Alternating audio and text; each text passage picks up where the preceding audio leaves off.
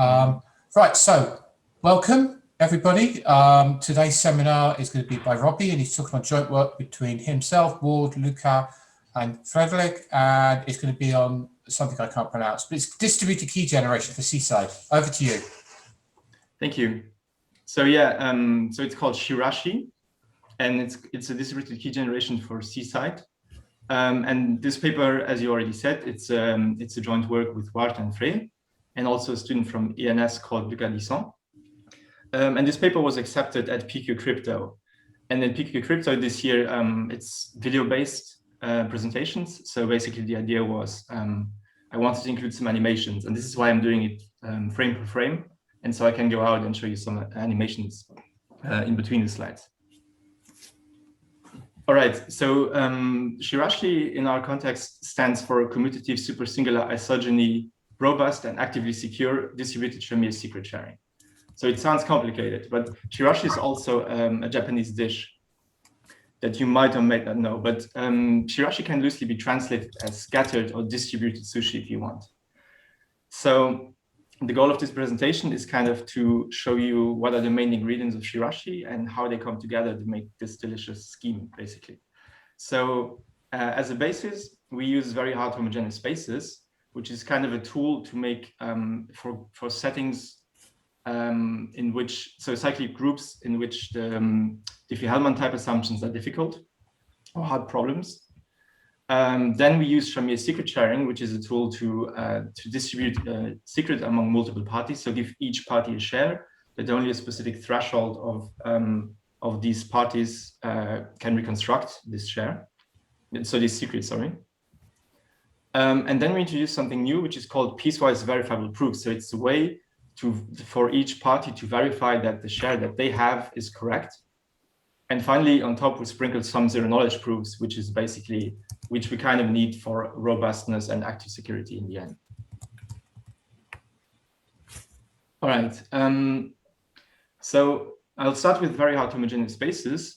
The problem, well, I'm not gonna introduce it theoretically, so I'm just gonna try to give you an intuition of how they work. So, as a tool to compare them to, I will use elliptic curve points, which I hope most of the people here will know. So elliptic curve points form a group under addition, and we can define a multiplication map on these, which is just given by these square brackets. And this multiplication map basically takes some scalar a, and then applies it on a point by just adding the point a times what it's up. So this is kind of a multiplication map. And so we can see a, which is from this group Zn, as acting on the group of the points. And Zn, so this n basically just stands for the size of the group, the size of the group P. And in the very hard homogeneous spaces setting, we can do something similar. So, but instead of a ring acting on a group, we have a group acting on a set. So we have a little bit less structure. And this action, which is also called a group action, can then basically be written as the star, and it's the concept of a group acting on the set. But if this group is cyclic, we can just take some generator of this group, and then we can define the group action a bit differently.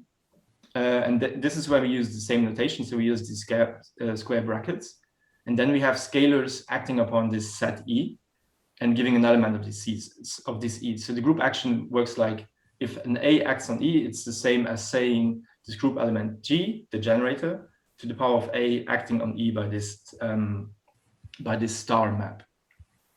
And I will sometimes use, so the set E, we will later instantiate it with elliptic curves. So I will sometimes say curve for these elements in this set.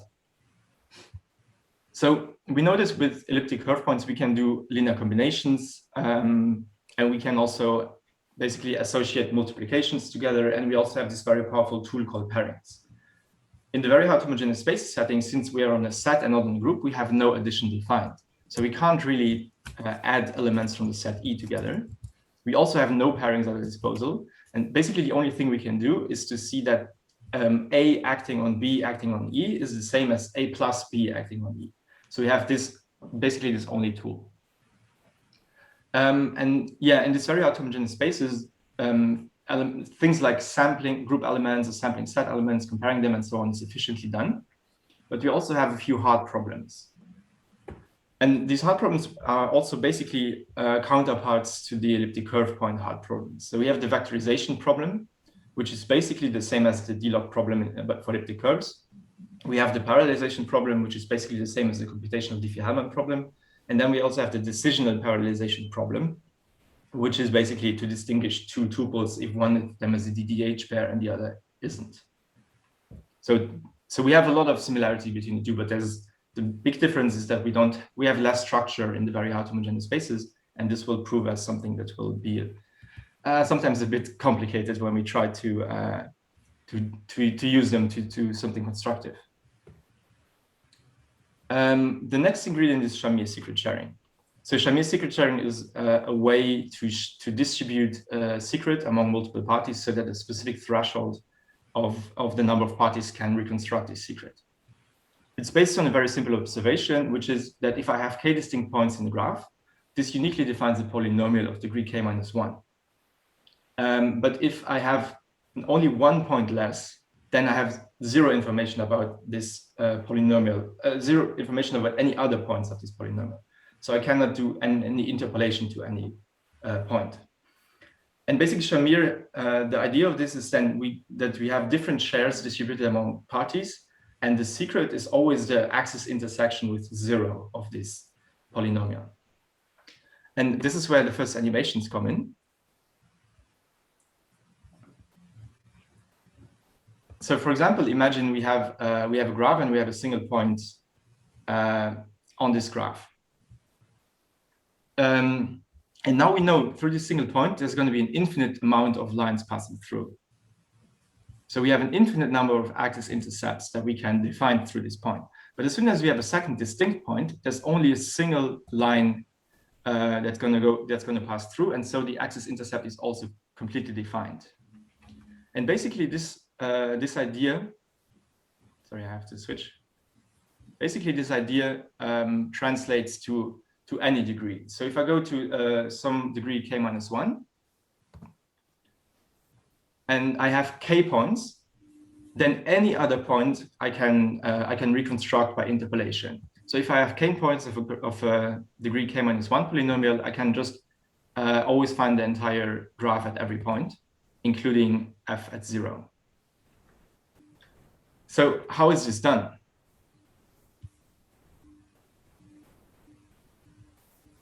So let's take the same polynomial as before, and let's say we have the evaluation of this polynomial at the first 9 points. We just use this without loss of generality because, yeah, let's just say we have 1 through 9.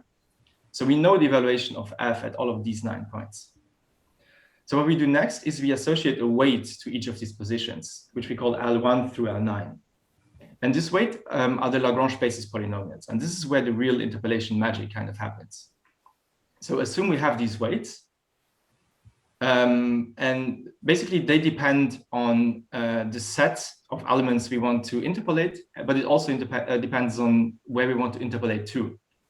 So in our case, this set is just 1 through 9, or 1 through n in a more general case. And where we want to interpolate to is, of course, 0.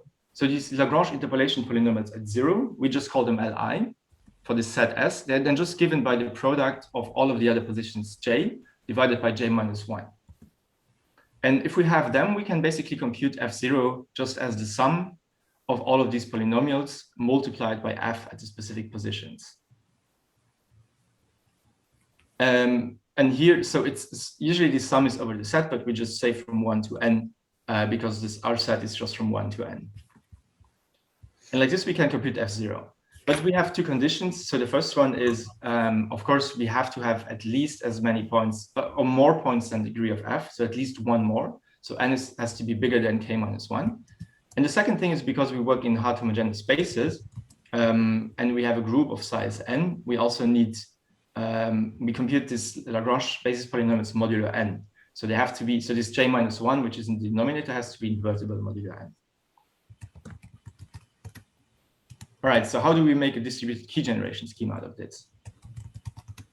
So assume for simplicity, we have a degree 3 polynomial, f, and we have 4 points. So then we already know every single point of f, including f at 0. And now the idea is So any 4 points can reconstruct this polynomial. So since we know the entire polynomial, we can just add some points. So assume we have, for example, the first 7 evaluations of f. So what we know now first is that we can take any 4 of these, and any 4 of these will give us f at 0. So it doesn't depend on which combination we use or which order. So at least, as long as there are at least 4, we can always recompute f at 0. So what we do now is we assign positions to different players. So let's say we have 7 players, and we all give them the positions 1 through 7. And then we give to each player, we give the evaluation of f at specifically this polynomial, this position.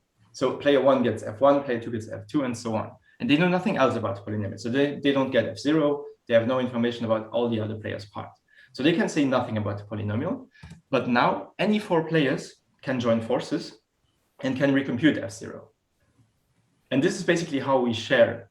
So we have a polynomial, we share different parts to different players, we don't say anything else about the polynomial, and then any 4 or more can reconstruct this secret. So we can take any subgroup, basically. And in the more general case, let's assume we just have n parties. And in the more general case, we just for example, we have n parties, and we assume we have a polynomial f of degree k-1. Then basically, as I said already, any subset that has size at least k, so has 1 more than the degree of the polynomial, can reconstruct f0 together. But we have 2 problems that we have to consider. So one thing is, when we start thinking about malicious parties, we kind of have to know that that the malicious parties cannot just reconstruct a secret and just basically steal it. And so basically any set of k malicious players could do that. So one of the main assumptions of this is that there are at most k-1 malicious players. And a second assumption is also that in order for the scheme to be correct and make sense, we also need at least k-honest players. So we have a strong assumption here. We have at least k-honest and at most k-1 malicious players. So this is what's called an honest majority scheme. And it seems restrictive, but it's also something that we use in democracy, or more importantly, in Bitcoin. And yeah, as I already said, so it's called an honest majority k-n threshold scheme. So n stands for the number of parties, and k stands for the minimal threshold of parties that you need to reconstruct the secret f0. So now the question is, how do these parties get their shares? So one possibility is, of course, we have a party that just generates this polynomial and then gives the different shares to the different players. Unfortunately, then the party knows the secret, and that's also not a really sound idea, basically. So what we usually do, so the standard way to do it is just to say this party is trusted. So a trusted party generates f and gives the different shares to the different players. Well, the problem here is, of course, 2 things. One is we need a trusted party, which is hard to come by. And the second thing is we have a single point of failure induced into our system. So we don't want this. But we can learn some things from this idea. So basically, let's assume we have our players again. And let's assume player 1 takes the role of this trusted party. So player 1 generates a polynomial f1 of x, and then computes the shares at the individual positions, like 2 to n.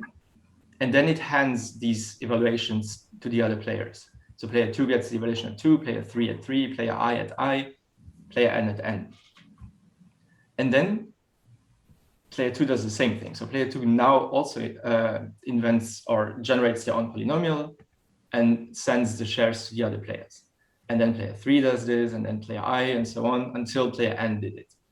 So at the end of this scheme, each player holds all of these polynomials at their own position. So player 1 holds, for example, the evaluation at 1 of all the polynomials that player 1 until player n generated.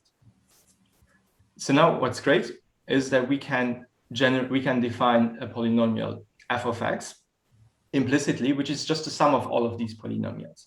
And then we just say, so this is the shared polynomial of all the parties.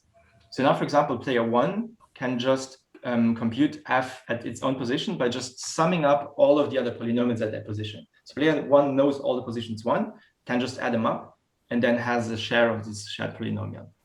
And what's also good about this is that summing these polynomials leaves the degree the same. So if all these polynomials have the correct degree k-1, then the resulting polynomial f, which will also have this degree.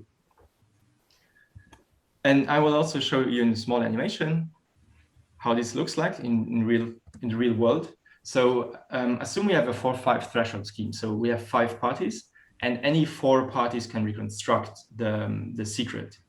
So we are working with polynomials of degree 3. And so the idea is that the first player, F1, will generate the first polynomial randomly. And then player 2 also does that. And player 3, and so on. So everybody generates their own polynomial and sends the relative shares to the other players. So at the end, we have this mess. But actually, what the players really see is only the points. So we only have, at every position, we have 5 points. So what player 1 can do now is marked in blue. So player 1 has these 5 shares and just sums them together. And then player 1 basically knows its share at position 1. And then player 2 and 3 and 4 and 5 do the same thing. So what we have in the end is we have 5 shares of a polynomial that nobody really knows, and that any 4 can interpolate to F0, so to the secret. So now another complicated question is, how do we know that these shares are correct? So how does player 1 know that it didn't get like any wrong share from player 3? Like player 3 might be malicious and try to make everything more complicated and just sends player 1 a wrong share. And this is where the main results of our protocol comes in. So the idea is, I'll first go back to the classical setting. So the idea is that player 1 wants to prove the correctness of the shares of its polynomial that itself generated. So let's say the coefficients are fi and then time x to the power of I. So with elliptic curve points, let's assume we have P generating a group, which is also called P, but and also assume that this is a group where the discrete logarithm problem is hard. So what player 1 does, it is commits to Qi, which are multiplications of the generator P by the coefficients of the polynomial. And now, basically these are then published, and then all the other players can just use linear combinations of these Qi to verify if the share they have actually matches the commitments of the Qi. And this is what is called in the classical sense is called Pedersen commitments. And the great thing about this is that everybody can then just verify using the same commitments. So if everybody agrees that it's correct, they all know that they share parts of the same polynomial because they have been using the same coefficients to verify this. And in the very hard homogeneous space setting, of course, we have no addition. So we can't do any kind of linear combinations at all. And again, the only thing we can actually do is that having 2 group actions on E is basically the same as the sum of these group actions on E. So what we definitely can't do is we can't really commit to these polynomial coefficients because we will not be able to combine them. So the idea is rather than using polynomial coefficients, we use the evaluations themselves and we want to prove that they are correct.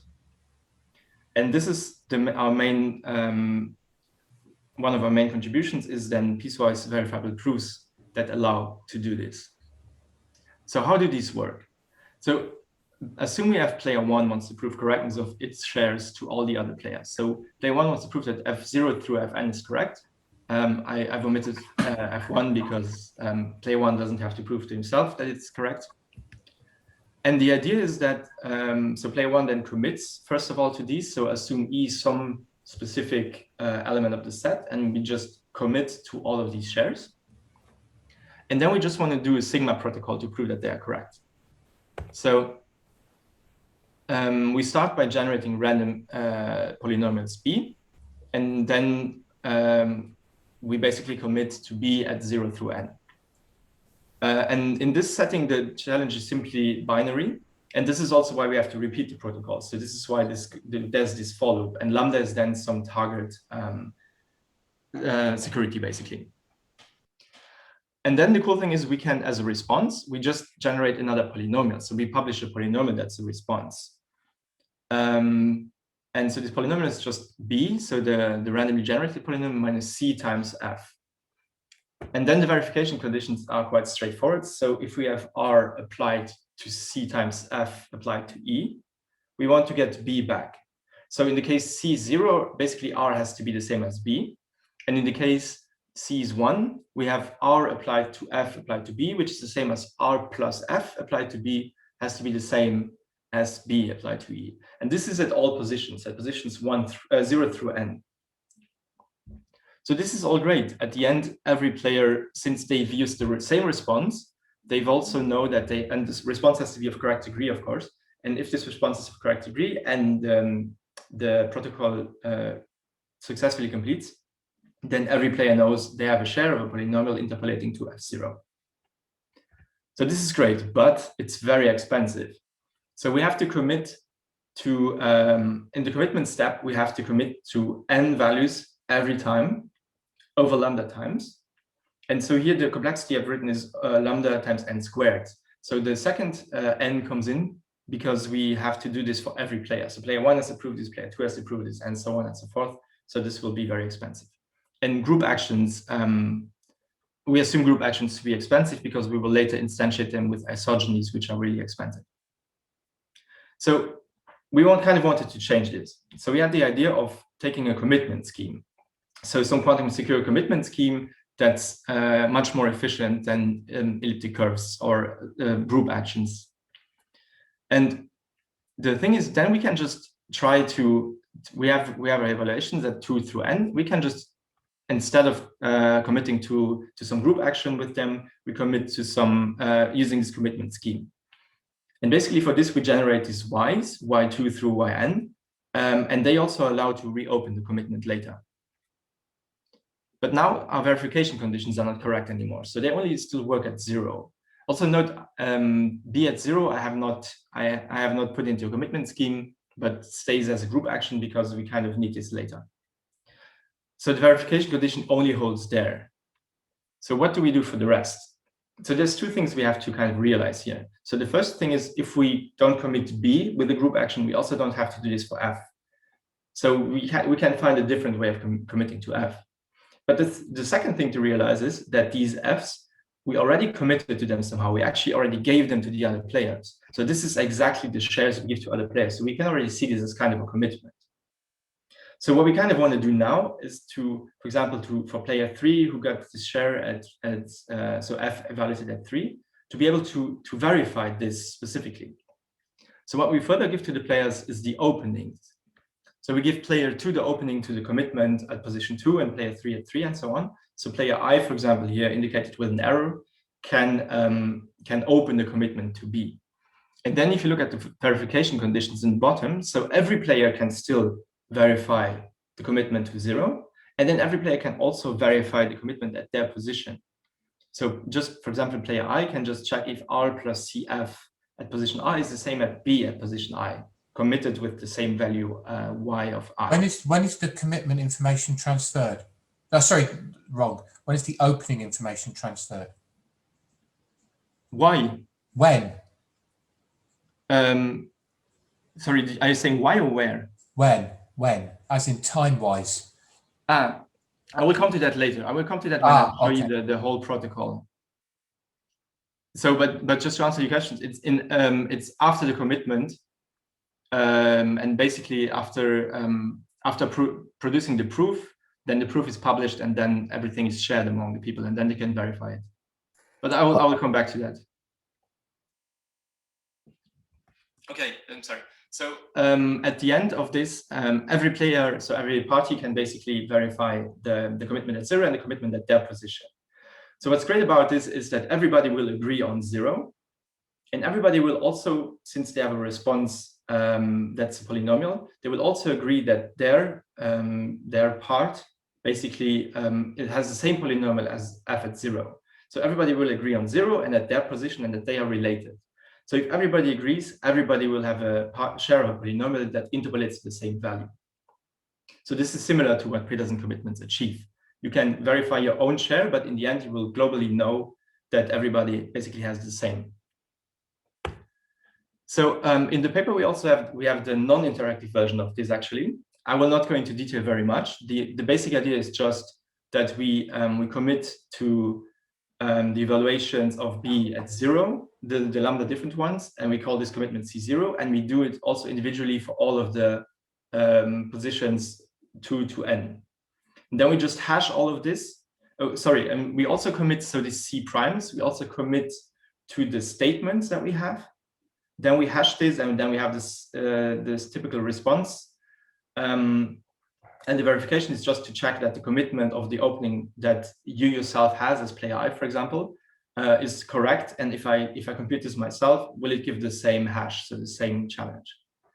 But so one thing is a bit weird here. So one thing is not conventional. So usually in a non-interactive zero-knowledge proof, you kind of want to hash the commitments, but you also want to hash the statements. But we didn't really hash the statements here. We hashed commitments of the statements. And this is because we can't really put the statements themselves into the hash because they are secret. So nobody knows f1 of I except player I. So we can't really put that there. So what we have to do is we have to commit to them somehow. And while this is not straightforward, we could still use, we could still prove that in the quantum random oracle model, this still is quantum secure. And so this is still a Shamir transform according to the recent results in the quantum random oracle model. So using the paper by Donfer, Mayans, and Schaffner, we could still prove that it's a proof of knowledge. And using results by Unruh, we could also prove the zero knowledge property. All right, so we'll come to how CSIRAShi itself is then finally built. So we already have most of the ingredients. So the first step is the secret sharing step. So we have player I sampling a polynomial and also samples a random element from the set. And then their implicit statement is basically that we have this f, and f at 0 acts on R in a specific way, and f of I, fi of some value j is exactly the shares that the parties hold in the end. So this statement, we can prove it using these piecewise verifiable proofs. So basically we have the proof is consisting of two parts. So we have the main proof, which is pi tilde, and we have this proof parts, these proof pieces, that's pi j. And the main proof basically is all of these commitments that we did in the proof plus the response. So this is the non-interactive case. And then these pi j are just the openings to all of these commitments. So the openings to 0 all the way through n. And then what we do is we publish R, we publish the action of F0 on R, we publish all the commitments, and we publish the opening to the commitment at 0 so that everybody else can verify this. And then we secretly send, and I hope this answers your question, Nigel, then we secretly send the polynomials evaluated at position j plus the opening to the commitment to some player j privately. All right, so now we just at the part where the proof and the shares are distributed. So now we also want to verify these shares. So the second step is the verification part. And the verification already, as I told you, is basically just verifying if your share is correct using the main proof and your proof and the opening to your position. And we also want to prove that the proof at 0 is, verify if the proof at 0 is correct using the main proof and the opening at 0. And so if all of this works, then as I already said, everybody knows they have a part of a polynomial of the correct degree interpolating to the same value. And so if there are k or more parties, then this is a unique polynomial. But what if some of these proofs fails? Well, if some proof fails, then you can broadcast a complaint against the player. So let's assume player J, so player I made something wrong and player J complains. So one thing is that player can do is just basically open the commitment of player J to everybody else, and then all of the other players can verify. And note that this doesn't give any information about the final polynomial because this is just the part of player I's polynomial. If this verification fails, then player I is disqualified. And if player I, for example, gets already more than k minus 1, k complaints or more, then it's also immediately disqualified. Because in an honest majority setting, this means that at least one honest player has filed a complaint against player I, and then they're out. All right, and then we can finally compute the share. So I already told you how this is done, but here we have the possibility of some players being disqualified. So we call Q the set of qualified players, and it's the subset of 1 through n. And then basically the share that player J, for example, has is just the sum of all of these polynomials evaluated at J. So the sum of all the qualified polynomials. And as already said before, the shared secret key is then the sum of all of these polynomials evaluated at 0. And then we come to the final step. So now we have our secret key. So now we kind of want to complete the joint public key as part of our scheme. So we already know the shared secret key, as I said, is the sum of all of the qualified polynomials. And the shared public key is just this acting upon an element E0 that's usually some kind of starting set element or starting elliptic curve. So now the big question is, nobody knows F0. So how do we get from F0 to the evaluation of F0 and E0? So what we can't do, we already know, we can't linearly combine any of these set elements. So we can't do this by adding or multiplying these elements in some way. But we know again that we can use sequential actions that basically do the same as we would have the sum of all of these actions. So we kind of want to do the sequential actions of F1, F2, and so on, all the way up to Fn prime. And I'm just calling Q here 1 to n prime to make it easier. So so saying this is a subset of 1 through n. All right, so in order to be able to do that, basically we again put all the players in kind of a circle, in kind of a round robin. And then what the players do is they just act with their own polynomial at 0 onto the elliptic curve. So player 1, for example, starts by acting with F1 at 0 on E0, and then sends E1 to player 2. And then player 2 acts with F2 on E1, and F2 on E1 is the same as F2 at 0 plus F1 at 0, acting on E0. And we continue this. So player I also, every player basically just takes their polynomial at 0 and adds it to the last step. And then finally, in the end, player N will have computed, will have the sum of all of these polynomials at 0, and which is exactly the public key. But of course, we can't be sure that there's only honest players here. So we also have to assume that players are malicious. So we kind of have to prove that the step from I minus 1 to EI is actually the action of Fi at 0 on EI minus 1. So how do we do that? Well, thank God we have already in our proof, in the piecewise verifiable proof, we actually already committed to something, which is our random R, and Fi of 0 applied on R. And just to make this more clear, I'll just call these two elements Ri minus 1 and Ri. And so basically what we want to prove is that we have on the one side, we have Ei minus 1, Ri minus 1, and we want to prove that the action component-wise gives Ei and Ri. And with this, we can prove that it's the same action combining them. So we do this with a standard zero knowledge protocol, basically. So standard sigma protocol. We sampled some B. We apply it to the both curves, E and Ri minus 1. And then we have a binary challenge. And then if the challenge is 0, we reveal the left side of the diagram. And if the challenge is 1, we reveal the right side of the diagram. So basically the response is B minus CF at 0. And with this, players can prove that the action they use to compute the public key is the same action as the one they used to prove basically the main element of their PVP. So we assume this to be correct, obviously, at this point. And that's already it. So these are the 4 steps of CSIRAShi. So 2 important ingredients here are the piecewise verifiable proofs and the zero knowledge proofs that we just seen. And these are what give the scheme active security. But then also we have the specific structure, which basically at step 2, we first check if everything checks out, if everything we will use later checks out, and then we disqualify players. And this is what also gives the scheme robustness. So robustness basically means that even if malicious players try to kind of sabotage the computation, you will always end up with the correct setting at the end where at least k honest players have honest shares. But all of these costs, all of these zero knowledge proofs obviously come at a cost. So the first part of this CSIRAShi protocol, where the PVPs are done, basically it costs us 2 plus n lambda group actions. And here we kind of ignore everything else. We say group actions are way more expensive than everything else. So we neglect everything, every commitment, every hash, and so on. So the PVP that's already a good result. So from n squared lambda, we get down to n lambda. But then we also have the zero knowledge proofs. So while PVP scales with n lambda, the zero knowledge proofs scale with 3n lambda. So it's a much bigger actually.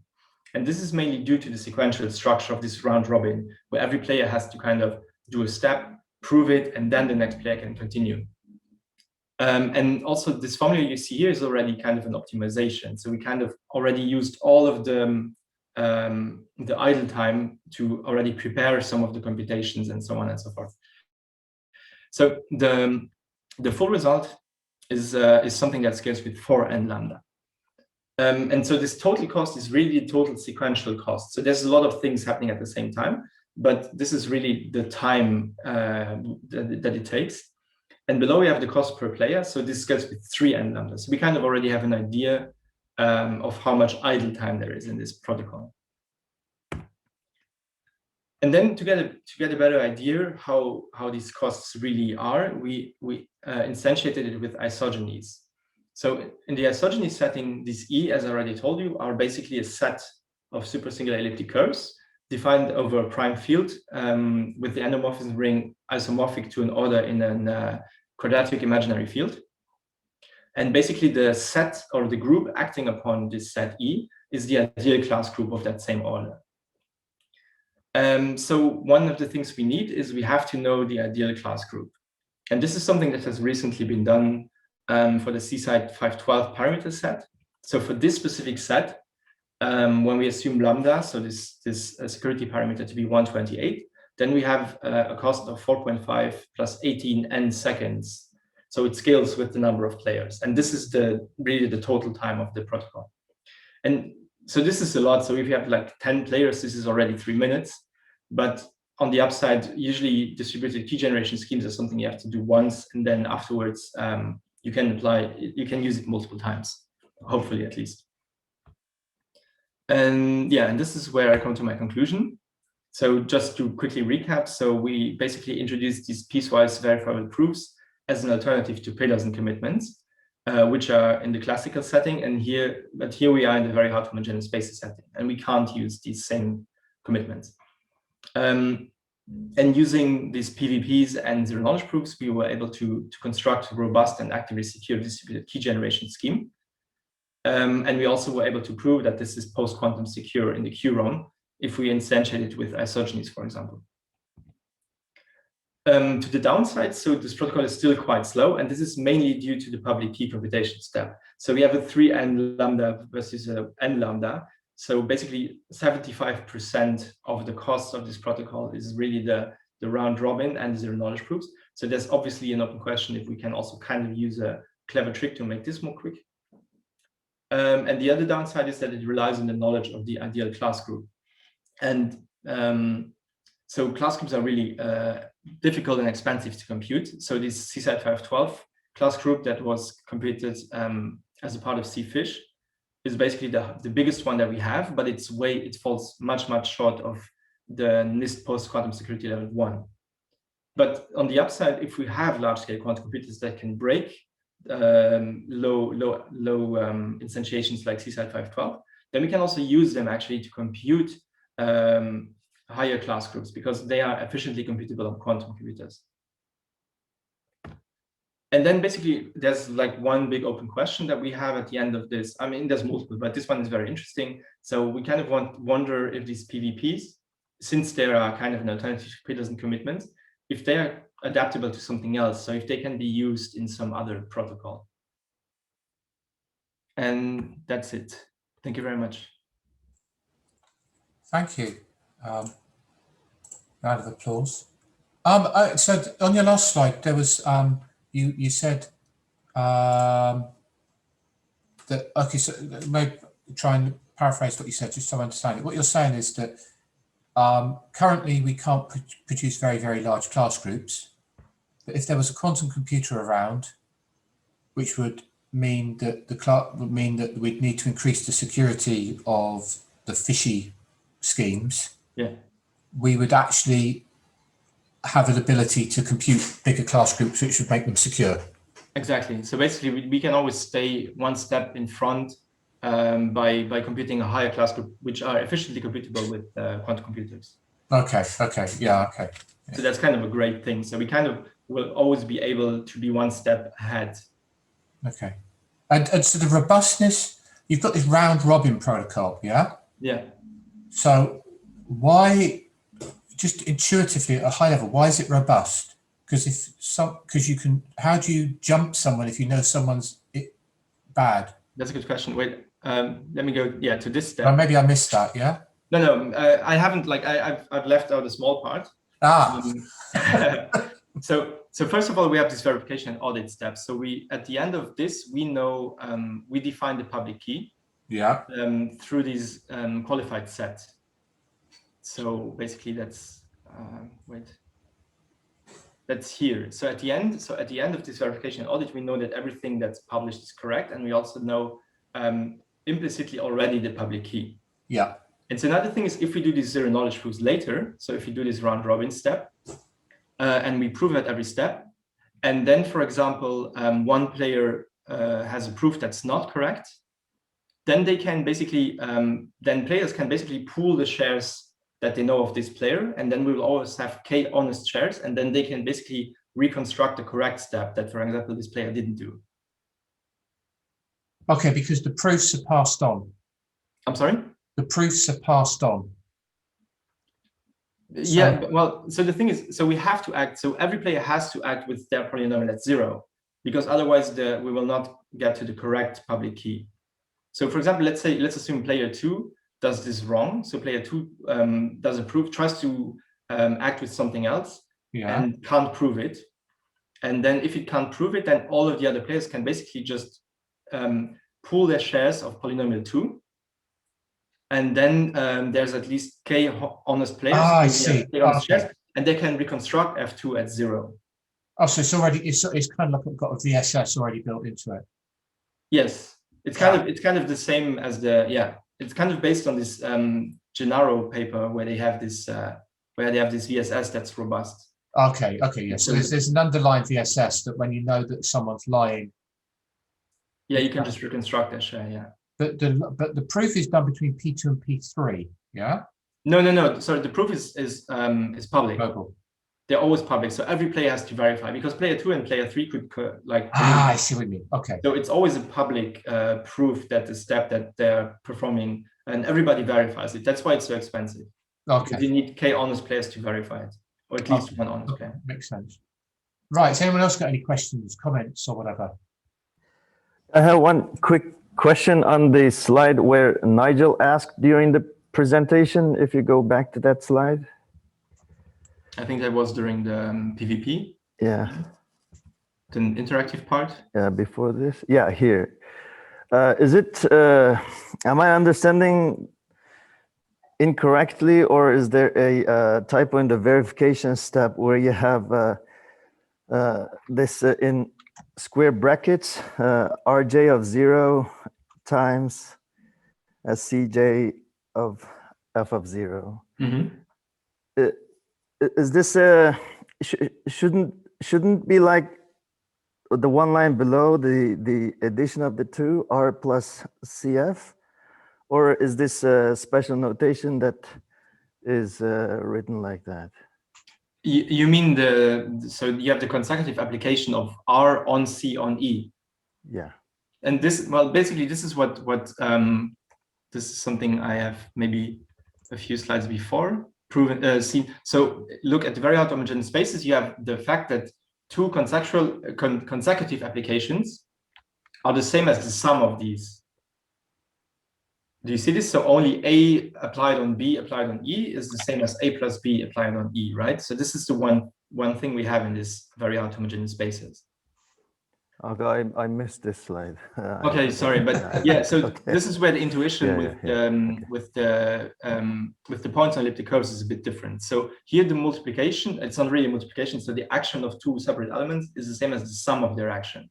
So if I go back to this slide, then basically here on the left side, you will have R plus CF equals B on the right side. So we have the same in these two verification conditions. Yeah. Okay. Was that your question? Yeah. Okay. Thank you. Cool. Do we have any other questions from anyone? Yes, I have a quick one. Far away. Yeah, so how will be the secret key used later on? Because what I understood is that it's distributed now among players. That's basically, so what we do is just distribute the key generation step, so the setup. And then afterwards, you can basically use this for any threshold scheme. So one application would be signatures, for example, but this was not part of our work. So this is really just the way of distributing a secret among n parties in a post-quantum secure way. But what they will do with the key in the end is basically up to them. So basically up to the application that you want to use at this. Yes, but using which MPC protocol, or I mean? So there's no direct application that we have considered. So okay. You can basically, so one of the isogeny-based distributed key generations, distributed schemes is, for example, Sashimi, which is a signature scheme. And they, for example, they use this replicated secret sharing thing, but they could also alternatively use something like this. So that's, for example, a use case. Okay. Okay. In your key, okay, but let's go back to, suppose I'm actually looking at the whole application. Does it really matter if my key generation is robust? I'm sorry? I mean, you can kind of say that it matters if my signature scheme application is robust. Yeah. But if key generation, if I spot a fault, I just go, fuck it, I start again. Yeah, sure, you can always do that, yeah. So if I remove the robustness criteria from your protocol, do I get a performance improvement or not? I don't think so. So robustness is more something that comes with you get robustness for free in some sense. I'm sorry? You get robustness for free. Yeah, it's basically for free. I'm not sure. I think there's no cost. So it's something that it's really just about how you structure this whole thing. So I think you would have to do, even if you don't want it robust, you would still kind of need to do the proofs that the share is correct, so the PVP proof, and the proof that the public key is correct. So yeah, I don't think you will gain anything. Okay, it's interesting. I think like doing this, it's something we more or less realized while coming up with the scheme that it was robust. Okay, so what might be interesting is taking these techniques and applying them to something like Sashimi, which I don't think has a robust. I can't remember. I only wrote the paper. I can't remember what it is. Which scheme you mean? Well, say it's Sashimi or something like that. Actually apply your techniques and actually create a robust signature scheme. But Sashimi is robust, right? Is it? I can't remember. That's what I'm just saying. I can't remember. You have these very heavy zero knowledge proofs that you use, but yeah, if they don't work, I'm not sure. Yeah, exactly. Because there's no replication, not verification, sorry, VSS, yeah? Yeah. And then the other question is that can you do your thing for any, do you really need Shamir, or can you do it for another secret sharing scheme? I think if we wouldn't use Shamir, it would be very different. I mean, the proofs would definitely have a different structure and so on, because yeah, but a lot of it is kind of like you've just got, you can do a VSS from any Q3 access structure, and everything's just linear recombinations, and yeah, it might be generalizable. Anyway, there's some obvious questions that came to my mind. Okay, any other questions before we stop recording? I have a quick question. Okay, far away. Yep. The masked public key is not uniformly random, right? Might not be. No, it is, and that's also something I haven't said in this slide, but it is. There's some how is it called, cryptographic property that's called secrecy within these schemes, and basically we could prove that it's indistinguishable from uniformly random for every player. But the adversary can control the qualified set, right? I'm sorry? The adversary can control the qualified set, can control Q. Yes. Which may bias the master public key, right? No, this is because, I mean, basically you can't bias it because you already, so that's the thing. This is where the robustness already again comes in. So we already know at this step, so at step 3, before any public key has been computed, we know the public key already implicitly. So it's already clearly defined. So and using the zero knowledge proofs, there's just no way of kind of changing it, of trying to get to something else. I don't understand. For example, in the round robin, the last 2 players are adversary, and when they got the adding them, and they can decide whether to give a wrong proof or write the proof to bias the public key. No. I think that's the same question as Nigel asked. So this is something I should maybe have included. So so the thing is, you have to prove, and if you follow the proof, so if the proof doesn't work, so let's say player N wants to try something different, and they want to prove something that's not correct, so go to different public key, then they will fail within the zero knowledge proofs. And then all of the other players will be able to reconstruct Fn prime at 0. So there's no way of using a wrong polynomial evaluation at 0. It is already set. Every player already knows through the PVPs that they have a correct share of Fn prime of 0, of the polynomial Fn prime. And then they will all be able to interpolate to F0. So if the player N prime makes an error in their zero knowledge proofs, then everybody else can just do this step themselves, basically. Yeah, you're right. If the proof is wrong, then every honest party can just pull the wrong addition out of the final master public key, right? Yeah. But the adversary still can decide whether to give the right proof or wrong proof, and the result is different, right? No, the result is not different. That's the point. The same? The result will be the same. If the proof is correct, it's fine. If the proof is wrong, the other players will do the correct one, and then the public key will be always the same. It's the magic of VSS, basically. Oh, okay, I see. and the PVP is not publicly verifiable, right? The PVP. So your own share is not publicly verifiable. So you only verify, you verify the commitments of the other players as well. The zero knowledge proof is publicly verifiable. Yeah. The last step. Okay. And how about your communication cost for the proof? That's a good question. I'm sorry? The communication cost. I thought somebody said something else. Yeah, we have not really considered communication cost as part of the paper. Thank you. No question. Okay, any other questions? Right, let's thank Robbie again with a nice round of applause. Thank you. Yay. And in 2 weeks' time, we've got a seminar. Charlotte's going to be talking about liquidity matching. And so have a good weekend.